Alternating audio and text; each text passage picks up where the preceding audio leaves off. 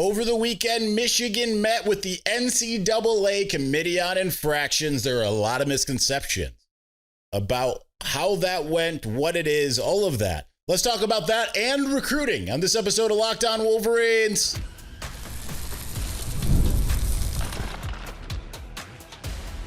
You are Locked On Wolverines, your daily podcast on the Michigan Wolverines, part of the Locked On Podcast Network, your team every day.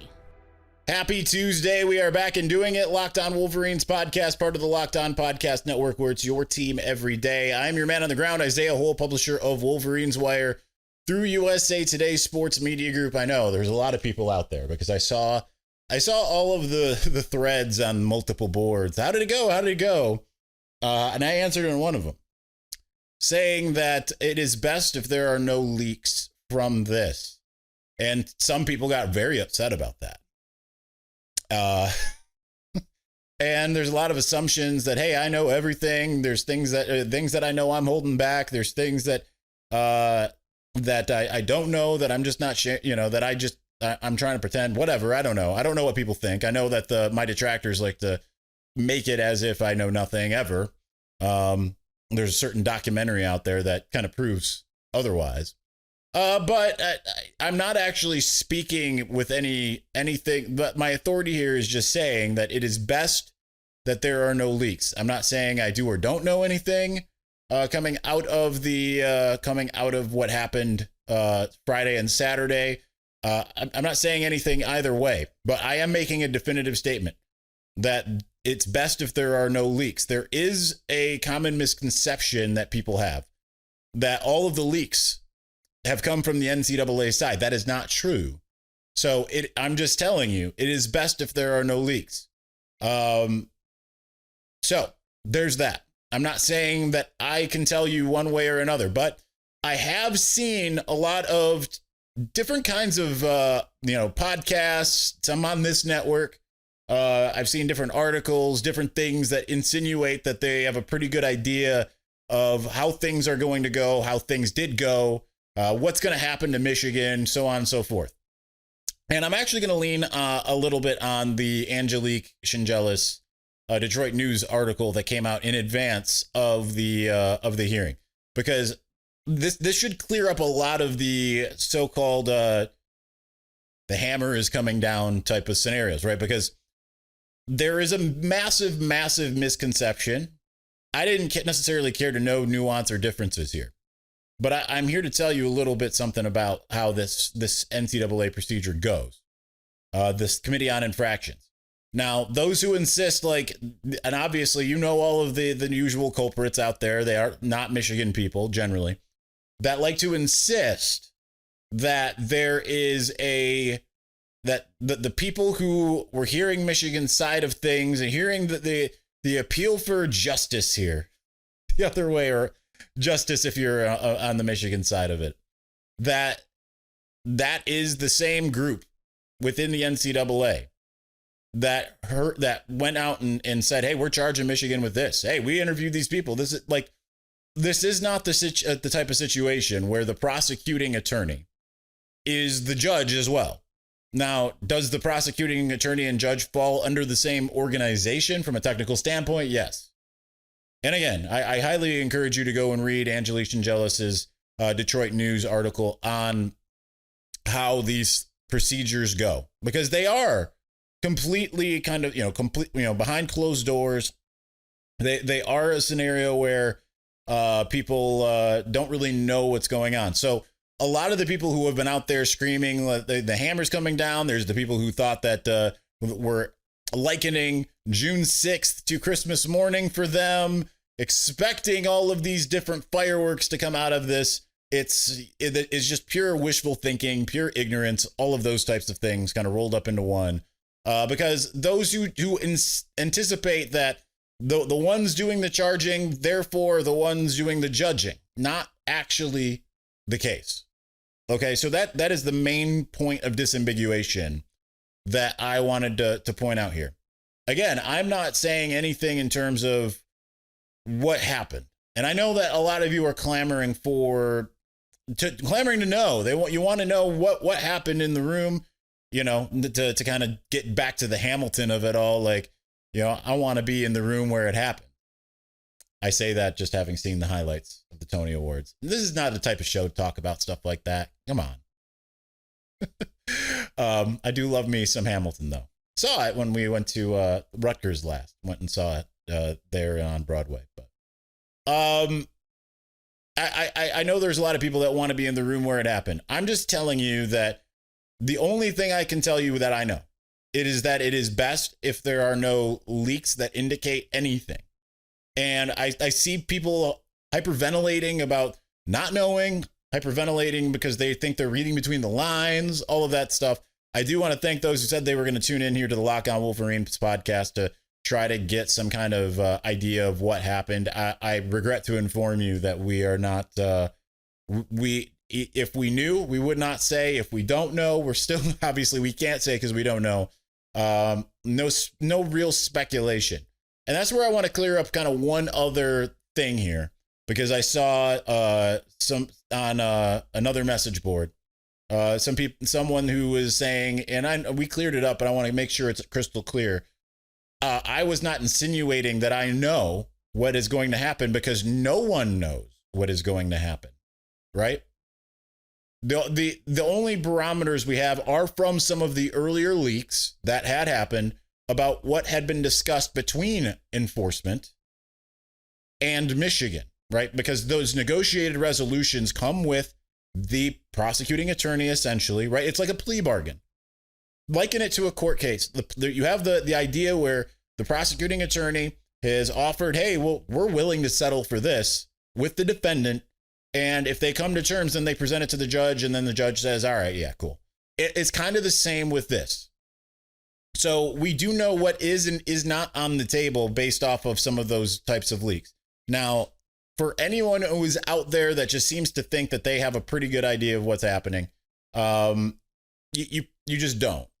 And I add on to that the fact that, listen, I'm not even saying, I don't know how to put it. I will say that it is vacated wins from everything I've heard are not on the table. Postseason bans are, I would say, 99.9% not on the table. What you are looking at, the things that I said last week, the Sherrone Moore, could he be suspended up to 4 games? That is me sitting there saying, I think that the NCAA has shown that it wants its pound of flesh to some degree, and that it is going to say, whatever you're offering, we're going to give you more. And that's where I want to clear up one other thing. This notion that, like, there's a lot of people out there that are speaking publicly, nationally, regionally about this case and know nothing about what's actually charged, right? Well, Sherrone Moore, he was clearly doing something. He definitely did something to incriminate, blah, blah, blah. That's not the case, right? Like, the Sherrone Moore, if you want to know, deleted his text message chain with Connor Stallions. We've talked about that. We've shown you how that takes all of 3 seconds to do in some kind of panic move. He produced said text messages. There is nothing that has been charged by the NCAA. There is nothing that has leaked that has shown that there's anything incriminating within said text messages. He is, though, being charged essentially with a failure to cooperate, because he initially deleted the text messages as it was. Now, you can argue the validity of that. That's to me where you get into these arguments, because I think that's silly, right? I threw it away, but then I took it out of the trash can and gave it to you, right? Like, I threw it away when I didn't know anyone was looking for it, and then I took it out of the trash can and gave it to you ultimately. I think it's silly to be like, well, you did throw it away to begin with. But that's the NCAA's prerogative, right? As much as I say they are judge, jury, and executioner, these are different branches within the same organization. But no, there is no evidence of anything that you still see all of the rival fans. They're never going to stop. If you're a Michigan fan and you think that you're going to say something that's going to get them to stop, you aren't. You're just not. They're going to sit there and say things like, and I saw these types of things over the weekend. Oh, you can't tell me Jim Harbaugh knew, Connor Stallions is standing next to the defensive coordinator talking to him during the game. that's evidence. No, it's what it's evidence of is that the sign stealer, who was legally hired to steal signs, was communicating with a fellow staff member in which he was supposed to communicate. So the idea that the staff is not going to communicate in game with itself is absolutely asinine and absurd. So a lot of the things that people were reacting to, especially from the rivals, they just have no idea what they're talking about.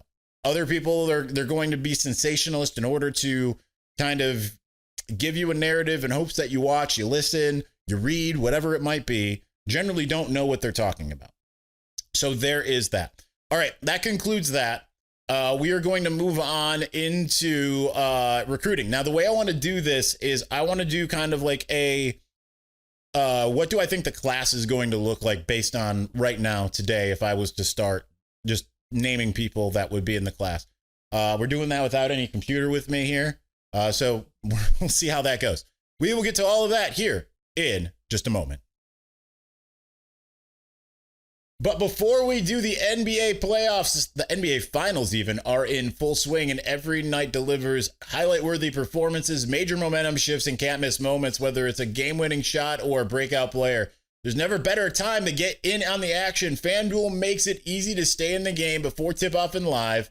With player props, performance trends, and same-game parlays, fans have more ways than ever to play smart and win big. Things are all tied up at 1 between the Pacers and the Oklahoma City Thunder. You can go in and make a same-game parlay. You can sit there and look at the trends before the game, figure out, is Tyrese Halliburton going to let me down again? I'm not going to let it go, Tyrese Halliburton. I'm not doing it.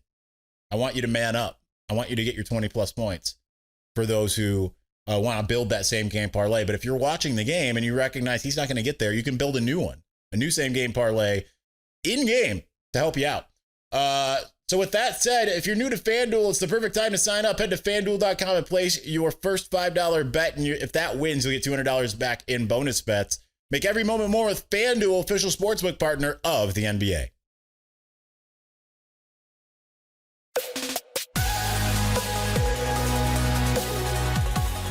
All right, Michigan's got its 8th commitment. By the way, first, I forgot to thank those of you who are everydayers. Thank you for making us your first listen.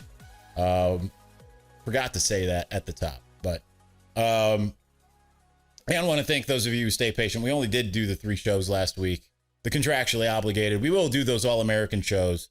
The insomnia struggle has been insane. And I know a lot of people are going to suggest things, but it's been otherworldly for me. So we're going to try to make up some of that where we can sometime during the month. I can't promise it's this week, but we'll make up those 2 some point during the month where we can fit it in, find it, and do that. Because I do think that that's a fun thought exercise, and I want to be able to get to that. But I do want to big recruiting weekend. Michigan gets McHale Blade over, which is an awesome name, by the way, over Notre Dame, making him the 8th commitment of the cycle. I think that's exciting. That there's Sherrone Moore posted the eye emojis again this morning, indicating that someone else has at least committed that has not yet gone public. There's a litany of guys out there, whether it's wide receiver Zion Robinson, who canceled his TCU visit, who was expected to be Michigan's primary competition for him. That's the 4-star wide receiver out of Texas. Or there's the defensive tackle Alistair Vallejo, the defensive tackle out of Texas, the Mason Graham clone, also coming down to Michigan and Notre Dame. It seems Kansas is in there as well. But what would the class look like if I was to pick and choose right now? Because this is the point where you start to kind of get an idea of who's in, who's out. Things can change, right? Like we were starting to do these best guest lists last year around this time, halfway through the official visit cycles. And I haven't looked back, but I'm sure they're wildly different than what they ended up with. I mean, number one, we were talking Carter Smith as the quarterback, ended up being Bryce Underwood, right? While we did have Andrew Marsh on the list, we did not have Jamar Browder. We definitely, I think, had Jacob Washington at some point. Like there were some big names. Andrew Babalola was on our early list, but Ty Haywood was not. Things can kind of change in a hurry, and they can change late. So with that in mind, I wanted to kind of go over So I'm going to stay obviously with those 8 commitments that they currently have. Quarterback Brady Smigel, the 2 tight ends, Mason Bonner and Matt Ludwig, wide receiver Jalen Pyle, cornerback Brody Jennings, who's probably the weakest of the commits in terms of the strength of commitment, since he's entertaining anyone who wants to entertain him at this point. How many was that? It was 5. Again, we're going off of memory here. Bear McQuarter, the interior offensive lineman. And I know I'm missing somebody. Again, we're going off of memory here. Anyway, so again, things change in a hurry. We saw guys like Leo Delaney, who, you know, Bryce Marich was on this very show a couple weeks ago, not even a month ago, saying that Leo Delaney is kind of like a surefire guy, and he ends up committing to Clemson. So let's start with the offensive line. Felix Ojo or Ojo, I don't know how you pronounce it, just visited. It seems like he's probably Texas bound. But I do think that they're still going to get a couple really high-end offensive linemen. I'm looking at Zayden Krempin. I'm looking at I know there's one name I don't want to forget that it feels like surefire to me. But I would look at if it's not Felix, I think Kelvin Obot. That feels like a good place where I think they're going to win. Malachi Lee is the name that I was just thinking of. I mean, they're still battling Alabama and USC and some of these other schools. But Malachi Lee, I think, is going to end up in this class. And you think they'll end up with 4, maybe 5. John Turntine, that's kind of the big question. Can they close with him? I would not count them out on anyone, like even Felix Ojo. Again, I don't know how it's pronounced.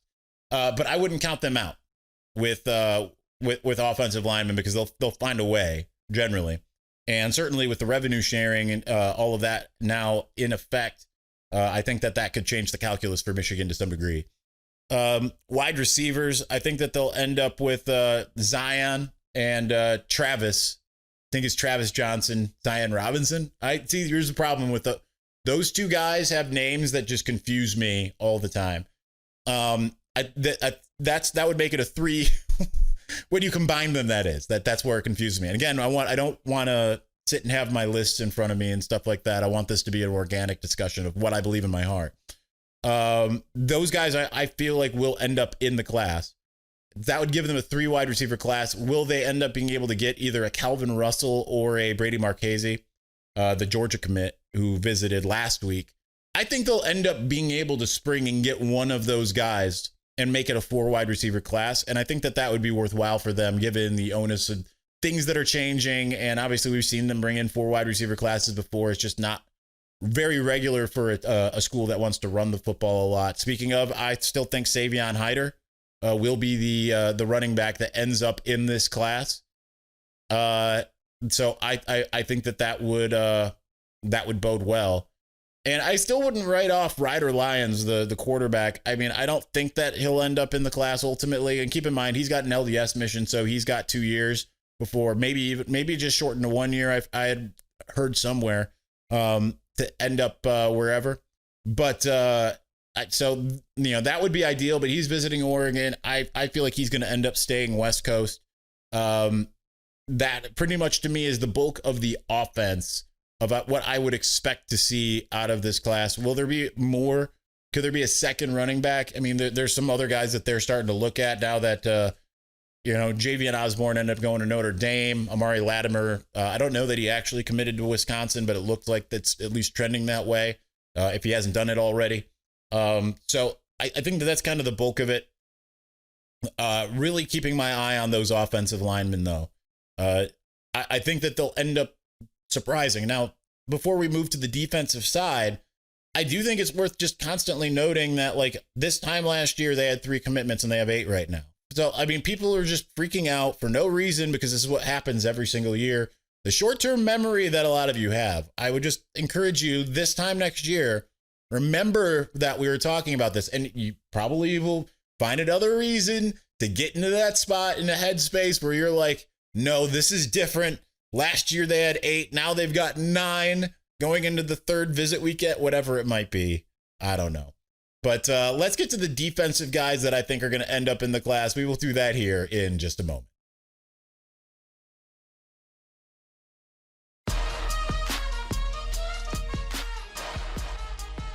All right, we covered a lot of the offensive guys that I think are going to end up in the class. Excuse me if I miss anyone that's obvious. Again, we want this to be more of some of it is intel, based off of intel. Some of it's me talking to guys directly, some of it's me reading tea leaves, some of it's me talking to colleagues and stuff like that. So it just kind of comes from everywhere. It's a fun thought exercise to try to figure out who's going to end up in the class. And we're just always going to be wrong, right? If at some point, like, there's going to be guys that look like they're absolutely going to be somewhere and they end up going elsewhere, vice versa, right? Hence November was an exciting month last year, from Shamari Earls to Elijah Dotson, Jordan Young, Bryce Underwood. I mean, just naming guys that committed in November. I'm missing some other guys. Benny Patterson, who I think is a little bit underrated. Who else?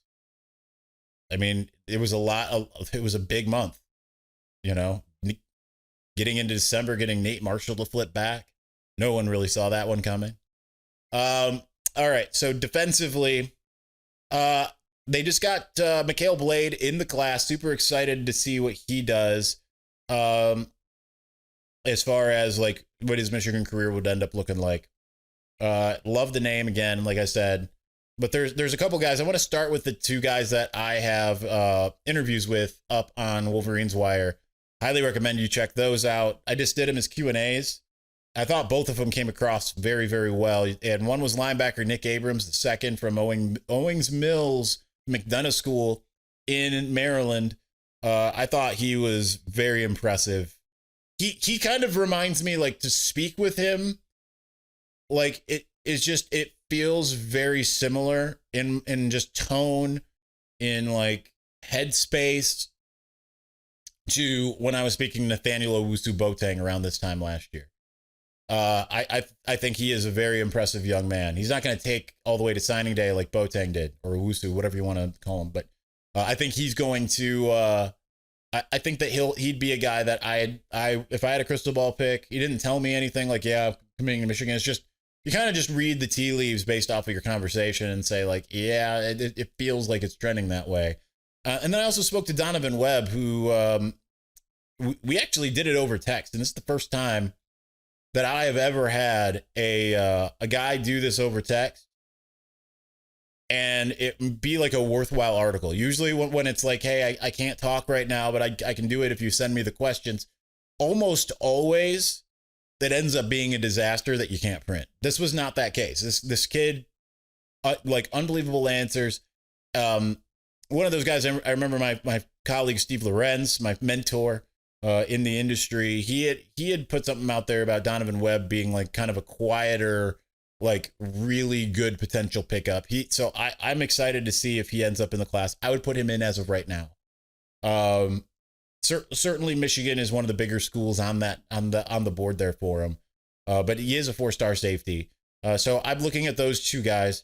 It seems like they've impressed a lot of their linebacker targets.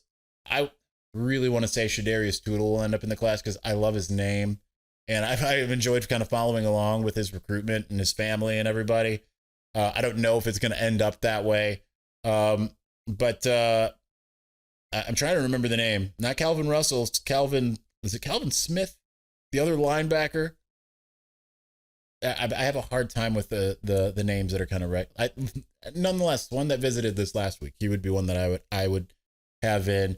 Doesn't seem like Braden Rouse will end up in the class, but you never know. Like, it seems like he had a good visit, but I don't know that it's trending that well. Defensive line. I feel good right this second about both Trenton Henderson, the 5-star edge rusher from Pensacola, Florida, Pensacola Catholic, as well as Carter Meadows from the DMV. Will they end up with all of them? Because then you're looking at like 4 edge rushers in a class. Now it happens. Like, it seems like Michigan's always trying to take 4, and it doesn't always work out that way, right? Because now you got McHale Blade, you've got Tariq Boney. I do think that they'll end up with 4 in this class ultimately. So I have both of them in at the moment, and I do think that Alistair Vallejo will end up in this class. He commits tonight, so I think that will end up happening. let's see, with the Titan Davis, I don't have good intel there, but I would pencil him in at this point. And then looking on the back end, Jordan Deck. By the way, I also have like a theory that like guys who are communicative, that tends to bode well. Doesn't always happen that way, but guys who are like communicative and just want to like make sure that you're abreast of what's happening. And some of the guys I've mentioned have been like, hey, I just want to let you know, like I'm going to visit this day or whatever. Like I feel like those are the guys that usually end up in the class. I feel like the hit rate there is pretty high, unless like there are some where it's like Michigan's decided, we're going to move in a different direction. But generally, like that shows some supreme interest. Jordan Deck, Kari Adams, I feel like Michigan will end up with both of those guys at this juncture. Now, don't hate the messenger with this, because this is just me speculating for the purpose of thought exercise. If that it doesn't end up going that way, right? Things are different now, especially in the NIL era.